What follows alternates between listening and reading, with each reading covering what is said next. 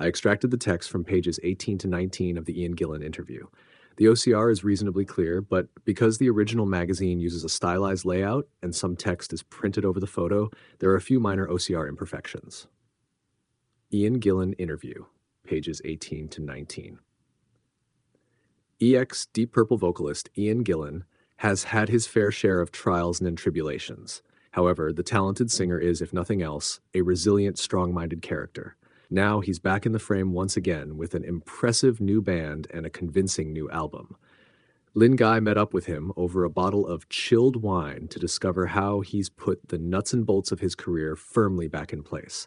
Who can forget that voice belting out Smoke on the Water at Nebworth in 1985, or even at Ipswich Corn Exchange in the middle of 1990? Not me, that's for sure. And now Ian Gillan is back with a new band, a new album, and a comprehensive tour of UK clubs. Sitting chatting to him over a bottle of barely palatable French cider, it is clear that he feels this current project has given him a new lease of life. Despite more than a modicum of success in Europe and South America with last year's Naked Thunder opus and tour, Ian is keen to emphasize that this was an experimental period which didn't quite bear fruit. As he says himself, one solo album was enough. Now with Toolbox, he is looking forward to enjoying life as an integral part of a band again. Ian, when did you actually start working on Toolbox then? Pretty much the day after we finished the last tour. The only guy from the past who's involved in this project is Steve Morris, the guitar player. He's a very prolific writer and amazing talent, and he's the only guy I've met who comes up to the standards of Roger Glover. So he sent me some tapes of backing tracks, then he came up to the house to work on them with me, and it progressed from there, really. We ended up with about 30 songs, and I was trying to bring in other writers as well. Leslie West, of Mountain fame, came over and stayed at the house whilst we cranked up loads of ideas, though we only ended up with one of Leslie's songs, which was Hang Me Out to Dry. There are no keyboards on this album at all, just guitar, bass, and drums recorded by the same players as we're taking on the road. We've really developed into a kind of family unit now, and there's a great empathy between us.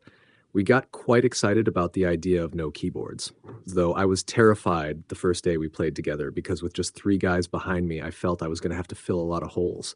But you forget what an important thing space is. You can let it groove for a while. You don't have to fill everything.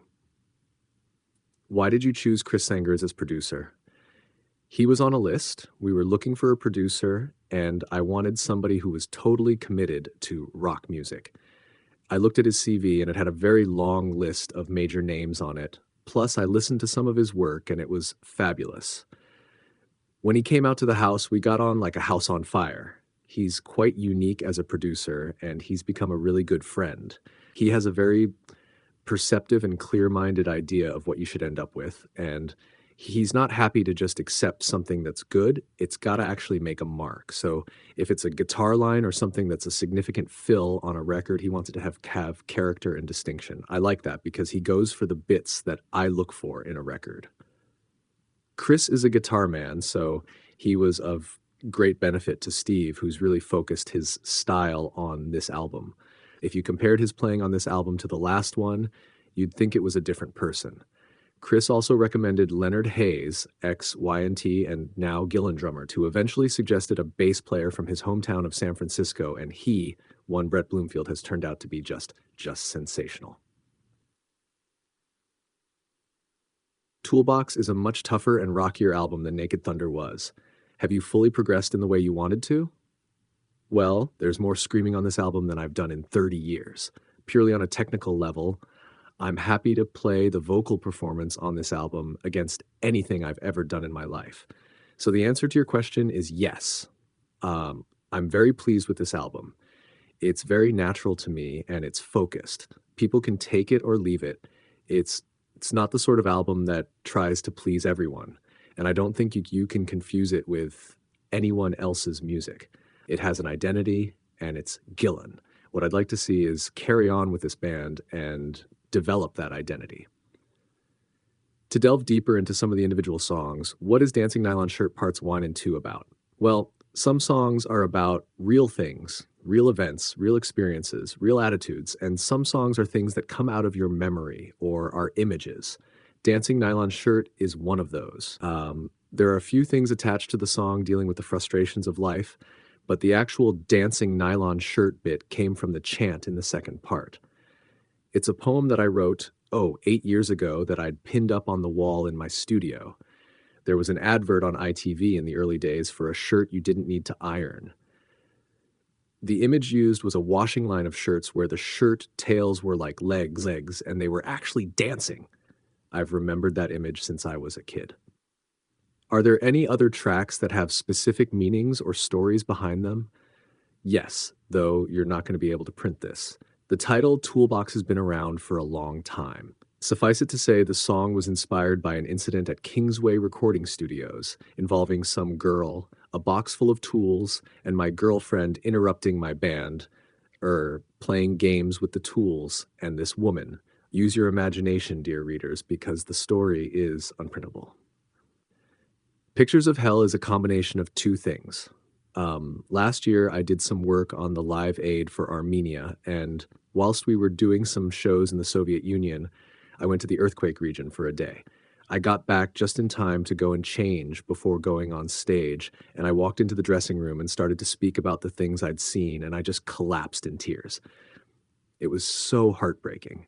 I was thinking about this when the Gulf War was on, and I was fascinated by the almost pioneer cowboy and Indian type of way that this was going on, with the images of cruise missiles cruising slow and low in the sunset, tornadoes and computer cowboys out there riding Operation Desert Storm.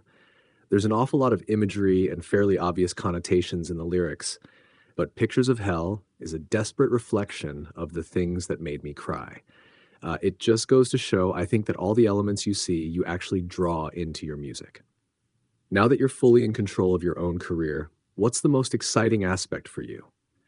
That's very easy. The most exciting aspect at the moment is the prospect of a year on the road. Suffice it to say that if there's one thing above writing, recording, above the glamour and the money that I find more entrancing, it's the traveling and playing live. I know it's short term, but as long as you're living and you've got two legs and a voice, you can always do that. I've got a fundamental rule, and that is that you take your music to the people. Now, given the choice of doing 30 shows in the UK, in the clubs, or 2 nights at Wembley Arena and 2 nights at the NEC, there's absolutely no hesitation in which one of those I would choose to take, and that would be the small places. So it doesn't really bother you then not having that feeling of going out and playing to X thousands of people. I think people get the wrong idea. I love playing to 70 or 80,000 people, but even if you're playing the marquee, it's all the same to me. It's an intimate experience, and I can't describe it any other way. I cannot stand those big screens, though, that amplify the image of the person on stage, because it seems to me almost that you're doing things by proxy. There's no intimacy in that. I like the audience being right there where there's no escape. When you tour, will you be concentrating on Toolbox rather than doing songs from your back catalog? Yes. For one thing, the old songs aren't compatible. If you try playing stuff that's got serious keyboard parts in it with a 3-piece, it just doesn't hang at all well. Even stuff from the last album doesn't make it, as these songs have been specially written for this band, and it's a new style. We did a couple of festivals in Denmark a month or so ago, and we did put a couple of obscure purple songs into the set, but I really am very confident about what we're doing now, so I want to lay the emphasis on that. Therefore, the purple stuff that we do has to be compatible with what we're doing, rather than fitting in the show around previous glories. Also, I don't want to ignore the past, because I'm very proud of having been in Deep Purple, and I don't want people to think I'm blowing Purple out and being arrogant about it. Having seen you last year and Deep Purple earlier this year, it was quite obvious that your voice is better suited to Deep Purple than Joe Lynn Turner's. Have you any comments on that? Yes. I think we should let sleeping dogs lie. I also think calling a compilation album Purple Rainbows is a cheap shot, but a classic way of setting up the reformation of Rainbow by laying the thought in people's minds on the back of Deep Purple. However, I'd be very happy if Rainbow reformed because I think the guitar player in Purple has destroyed Purple. I am very sad about Purple, but I've nothing to say about Joe Lynn Turner. He's just a very talented musician who's stuck in an impossible situation. I would have loved to have recorded Toolbox with Deep Purple, but that was not to be. So now I just want to get on with what I'm doing for myself. Lyn Guy.